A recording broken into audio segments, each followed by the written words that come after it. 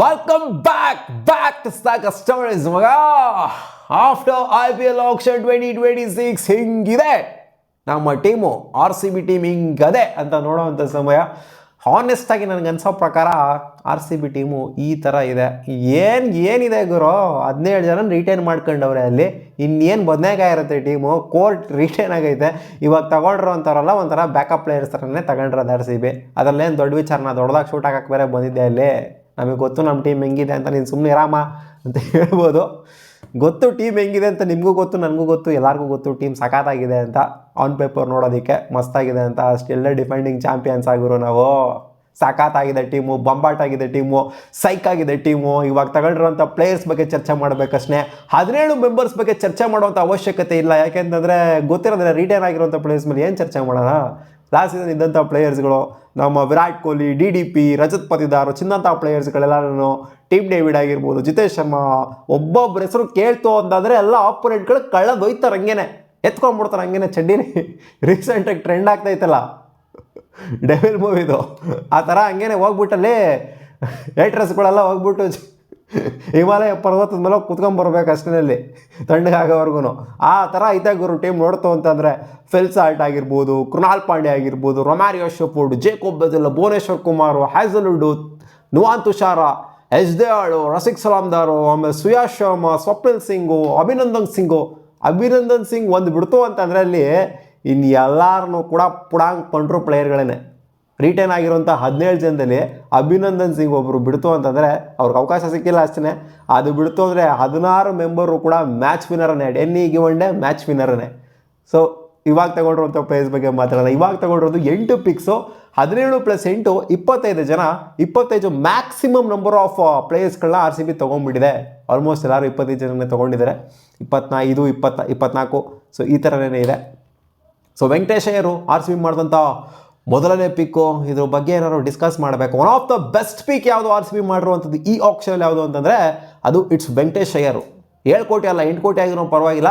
ವೆಂಕಟೇಶ್ ಅಯ್ಯರು ನಮಗೆ ಬೇಕಾಗಿತ್ತು, ಅವಶ್ಯಕತೆವಾಗಿತ್ತು. ನಮ್ಮ RCB ಸಖತ್ತಾಗಿಯೇ ನೋಡ್ಬಿಟ್ಟು ತೊಗೊಂಡಿದೆ.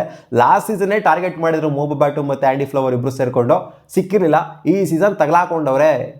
ಇವ್ರ ಜೊತೆ ನೋಡಿ ಮೇಲ್ಗಡೆ 16 ಜನ ಏನಿದ್ದಾರೆ, 17 ಜನ ಏನಿದ್ದಾರೆ, ಅವ್ರ ಜೊತೆಗೆ ಒಬ್ಬರು ವೆಂಕಟೇಶ್ ಅಯ್ಯರ್ ಸೇರ್ಕೊಂಡ್ಬಿಟ್ರು ಅಂತಂದರೆ ಅಲ್ಲಾಡಿಸ್ಬಿಡ್ತಾರೆ ಹಂಗೆ. ಯಾಕಂದರೆ ಬ್ಯಾಟಿಂಗ್ ಯೂನಿಟ್ ಸ್ವಲ್ಪ ನಮಗೆ ಹಂಗೆ ಹಿಂಗೆ ಇತ್ತು.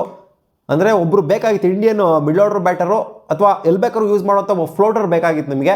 ಅವರು ಸಿಕ್ಬಿಟ್ರು ಇವಾಗ ನಮಗೆ. ಇನ್ನೂ ಒಂಥರ ಲಕ್ಸುರಿ ಆಗೋಗ್ಬಿಡ್ತು ನಮಗೆ. ಸೊ ಇನ್ನು ತೊಗೊಂಡಿರುವಂಥ ಜೇಕೋಬ್ ಡೆಫಿ, ಇಲ್ಲಿ ತೊಗೊಂಡಿರುವಂಥ 8 ಪ್ಲೇಯರ್ಸ್ಗಳಿದ್ದಾರೆ. ಇದರಲ್ಲಿ 3 ಜನನ ಮಾತ್ರ ನಾವು ಒಂಥರ ಮೇನಾಗಿ ಕನ್ಸಿಡರ್ ಮಾಡ್ಬೋದು. ಯಾರು ಅಂತಂದ್ರೆ ವೆಂಕಟೇಶ್ ಅಯ್ಯರು, ಜೇಕೋಬ್ ಡೆಫಿ. ಅಂದರೆ ಇವರು ಬ್ಯಾಕಪ್ಪೇನೆ, ಏನು ಮೇಯ್ನ್ ಪ್ಲೇಯರ್ ಏನಲ್ಲ, ಬಟ್ ಯಾವಾಗ ಬೇಕಾದ್ರೂ ಒಳಗಡೆ ಎಳ್ಕೊಂಬರುವಂಥ ಪ್ಲೇಯರೇನೆ ಜೇಕೋಬ್ ಡೆಫಿ. ವೆಂಕಟೇಶ್ ಅಯ್ಯರು, ಜೇಕೋಬ್ ಡೆಫಿ ಜೊತೆಗೆ ಮಂಗೇಶ್ ಯಾದವ್ ಅಂತ ಇದ್ದಾರಲ್ಲ ಇಲ್ಲಿ. ಈ ಮಂಗೇಶ್ ಯಾದವ್ ಸಿಕ್ಕಾಪಟ್ಟೆ ಪ್ರೂವ್ ಮಾಡ್ಕೊಂಡಿದ್ದಾರೆ ಡೊಮ್ಯಾಸ್ಟಿಕ್ಕಲ್ಲಿ. ಆ್ಯಂಡ್ ರಜತ್ ಪತಿದಾರ್ ಇವ್ರಿಗೆ ಸಿಕ್ಕಾಪಟ್ಟೆ ಹತ್ತಿರದಿಂದ ನೋಡಿದ್ದಾರೆ. ಅದಕ್ಕೋಸ್ಕರ ರಜತ್ ಪತಿದಾರಿಂದ ಇನ್ಫ್ಲೂಯೆನ್ಸ್ ಆಗಿಬಿಟ್ಟು ರಜತ್ ಪತಿದಾರನೇ ಒಂಥರ ಕಿವಿಗೆ ಇಟ್ಟಿರೋದು, ಇಂಥ ಪ್ಲೇಯರ್ ಒಬ್ರು ಇದ್ದಾರೆ, ಸೈಕಾಗಿ ಆಡ್ತಾವ್ರೆ, ಅಂದರೆ ಚೆನ್ನಾಗಿ ಆಡ್ತಾವ್ರೆ, ಇವ್ರು ಬೇಕು ನಮಗೆ ಅಂತ ಆ ಕಡೆಯಿಂದ ಇನ್ಫ್ಲೂಯೆನ್ಸ್ ಬಂದಿದೆ. ಜೊತೆಗೆ ಪರ್ಫಾರ್ಮೆನ್ಸು ಕೂಡ ಅದೇ ಥರನೇ ಇದೆ. ಅದಕ್ಕೋಸ್ಕರ ಇಲ್ಲಿ ಮಂಗೇಶ್ ಯಾದವ್ ಅವ್ರನ್ನ ಹಾಕೊಂಡಿರೋಂಥದ್ದು. ಅಂದರೆ ಇವರು ಮನೋಜ್ ಬಾಂಡ್ಗೆ ಅವರ ರಿಪ್ಲೇಸ್ಮೆಂಟ್ ಅಂತ ಅಂದ್ಕೊಳ್ಳಿ. ಇಲ್ಲಾಂದರೆ SDL ಅವ್ರಿಗೆ ಬ್ಯಾಕಪ್ ಕೂಡ ಆಗಿರ್ತಾರೆ. ಅಂದರೆ ಬೌಲಿಂಗು ಸಖತ್ತಾಗ್ತಾರೆ, ಬ್ಯಾಟಿಂಗು ಕೂಡ ಮಸ್ತಾಗಿ ಮಾಡೋದ್ರಿಂದ ಸೊ ಇವ್ರು ಎನಿ ಟೈಮ್ ಯಾವಾಗ ಬೇಕಾದರೂ ಇಂಪ್ಯಾಕ್ಟ್ ಪ್ಲೇಯರಾಗಿ ಹೇಳ್ತಾರೆ. ಅದು ಇಂಪ್ಯಾಕ್ಟ್ ಪ್ಲೇಯರಾಗಿ ಹೊರಗಡೆ ಬರುವಂಥ ಸಾಧ್ಯತೆ ಇರುತ್ತೆ ಅಂತ ಅನ್ಕೊಬಹುದು ನಾವು. ಇನ್ನು ಮಿಕ್ಕಂಥ ಪ್ಲೇಯರ್ಸ್ಗಳೇನು ತೊಗೊಂಡಿದ್ದಾರೆ, ಈ ಕನಿಷ್ಕ್ ಚೌಹಾನ್ ಆಗಿರ್ಬೋದು, ಆಲ್ರೌಂಡರ್ ಪ್ಲೇಯರು, ಇವ್ರನ್ನ ಆಡಿಸೋದು ಡೌಟು. ಜೊತೆಗೆ ವಿಕಿ ಓಸ್ವಾಲು, ಇವರು ಸ್ಪಿನ್ನರು, ಇವ್ರನ್ನೂ ಕೂಡ ಆಡಿಸೋದು ಡೌಟು. ಜೊತೆಗೆ ವಿಹಾನ್ ಮಲ್ಹೋತ್ರಾ, ಇವರು ಟಾಪ್ ಆರ್ಡರ್ ಬ್ಯಾಟ್ರು, ಇವ್ರನ್ನೂ ಕೂಡ ಆಡಿಸೋದು ಡೌಟು.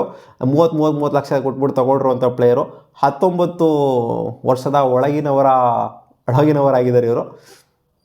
ಅಂಡರ್ 19 ಪ್ಲೇಯರ್ಸ್ಗಳೆಲ್ಲರೂ ಕೂಡ.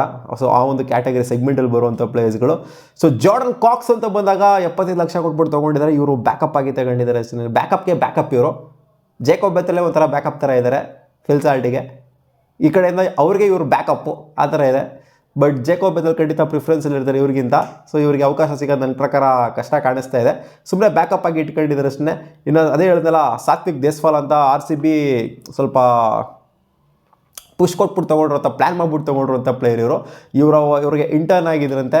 ಸೊ ಜಾಸ್ತಿ ಸ್ವಲ್ಪ ನೋಡಿರ್ತಾರೆ, ಹತ್ರದಿಂದ ನೋಡಿರ್ತಾರೆ ಸಾತ್ವಿಕ್ ಅವ್ರನ್ನ.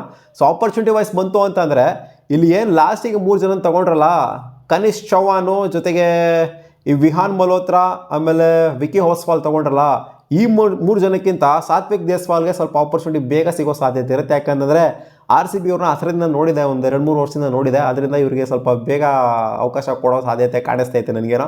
ಲಾಸ್ಟಿಗೆ 3 ಜನ ತಗೊಂಡ್ರಲ್ಲ, ಅವರು ಇನ್ನೇನು ಆಕ್ಷನ್ ಮುಗಿಯೋವಂಥ ಟೈಮಲ್ಲಿ ಬೇಕು ಅಂತ ತಗೊಂಡಂಥ ಪಿಕ್ಸ್ಗಳಷ್ಟೇ, ಸುಮ್ಮನೆ ಟೀಮಲ್ಲಿ ಇರಲಿ ಜನ ಇರಲಿ ಟೀಮಲ್ಲಿ ಅನ್ನೋ ಥರ ತಗೊಂಡಿರುವಂಥ ಪಿಕ್ಸ್ಗಳು. ಅದ್ರ ಬಗ್ಗೆ ಸೀರಿಯಸ್ ಆಗಿ ಡಿಸ್ಕಸ್ ಮಾಡುವಂಥದ್ದೇನಿಲ್ಲ.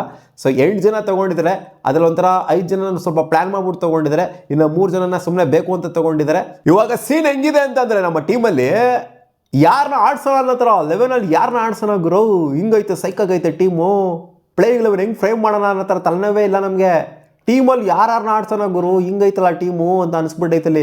ಇವಾಗ ತಗೊಂಡ್ರಂಥ ವೆಂಕಟೇಶ್ ಅಯ್ಯರು, ದೇವದತ್ ಪಡಿಕ್ಕಲ್ಲು, ಸೊ ಇಬ್ಬರಲ್ಲಿ ಒಬ್ಬರು ಆಡಬೇಕಾಗಿರೋಂಥ ಸಂಭವ ಬಂದ್ಬಿಟ್ಟೈತಿ ಇವಾಗ ನಮಗಲ್ಲಿ. ಆ ಥರ ಕಾಣಿಸ್ತೈತಿ ಇವಾಗ ಸೀನ್ ನೋಡ್ತು ಅಂತ ಅಂದರೆ. ಯಾರು ಆಡ್ತಾರೆ ಗುರು ಇಲ್ಲಿ? ಅಥವಾ DDP ಮತ್ತು ವೆಂಕಟೇಶ್ ಅಯ್ಯರ್ ಇಬ್ಬರೂ ಆಡಿಸ್ಬೋದಾ ನಾವು? ಹೆಂಗೆ ಆಡಿಸ್ಬೋದು? ಒಟ್ಟಲ್ಲಿ ನೋಡಿ, ವೆಂಕಟೇಶ್ ಅಯ್ಯರ್ನ ತೊಗೊಂಡು ಪಾಸಿಟಿವ್ ಏನು ಅಂದರೆ ಅವ್ರು ಲೆಫ್ಟ್ ಹ್ಯಾಂಡರು.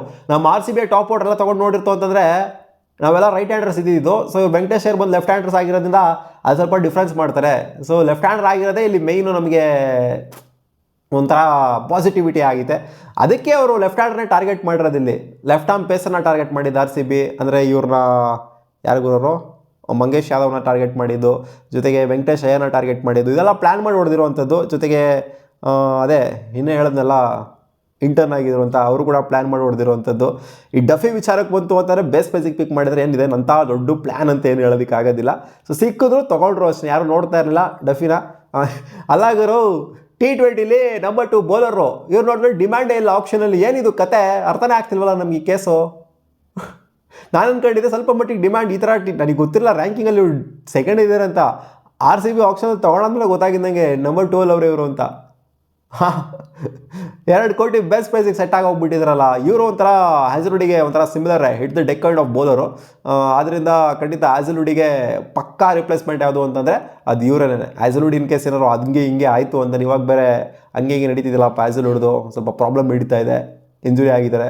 ಸೊ ಹಂಗೆ ಹಿಂಗೆ ಆಯಿತು ಅಂದರೆ ಜೇಕೋಬ್ ಡೆಫಿನ ಖಂಡಿತ ನೀವು ಸ್ಟ್ರೈಟ್ ಅವೇ ಪ್ಲೇಯಿಂಗ್ ಲೆವೆಲ್ಗೆ ಎಳ್ಕೊಂಬರುವಂಥ ಪ್ಲೇಯರೇ. In fact Nuvan ತುಷಾರಾಗಿಂತ better player Jacob ಡೆಫಿ ಹಂಗೆ ನೋಡೋಕೆ ಹೋಯ್ತು ಅಂತಂದರೆ. ಸೊ ಕಾದು ನೋಡೋಣಮ್ಮ ಏನೇನಾಗುತ್ತೆ ಅಂತ. ಇನ್ನ ಕತೆ ನಾವು ಸುಮ್ಮನೆ ಹಿಂಗೆ ಅನಲೈಸ್ ಮಾಡ್ತಾ ಇದ್ದೀವಿ ಅಷ್ಟೇ. ಆನ್ ಪೇಪರ್ ನೋಡ್ತು ಅಂತಂದರೆ ಬಂಗಾರದಂಗೆ ಐತೆ ಮ್ಯಾಮ್. ಹಂಗೇನೆ ಆಪೋನೆಂಟ್ಗಳೆಲ್ಲ ಹುಚ್ಚ ಉಯ್ಕೋಬೇಕು ಹಂಗೈತೆ ಸ್ಕ್ವಾಡ್ನ ನೋಡ್ತು ಅಂತಂದರೆ. ಇಲ್ಲಿ ಗುಮ್ಮಿದ್ರೆ ಹಾಕ್ಕೊಂಡು ಬ್ಯಾಟಿಂಗಲ್ಲಿ ಚಿತ್ರಾನ್ನ ಆಗ್ಬಿಡ್ಬೇಕು ಹಂಗೇನೆ ಆಪೋನೆಂಟ್ಗಳು. ಆ ಥರ ಇದೆ ಬ್ಯಾಟಿಂಗ್ ಯೂನಿಟ್ ಅಂತೂ.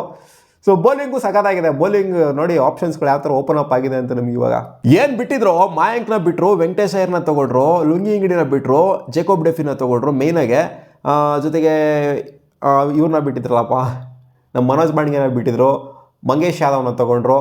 ಸೊ ಒಂಥರ ಪರ್ಫೆಕ್ಟ್ ರಿಪ್ಲೇಸ್ಮೆಂಟ್ಗಳನ್ನ ನಮ್ಮ RCB ತುಂಬಿದ್ದಾರೆ. ಬಿಟ್ಟಂಥ ಜಾಗಗಳಿಗೆಲ್ಲ ತುಂಬಿದ್ದಾರೆ. ಸ್ಪಿನ್ನರ್ನ ಬಿಟ್ಟಿರೋ ಸ್ಪಿನ್ನರ್ನ ತೊಗೊಂಡಿದ್ದಾರೆ.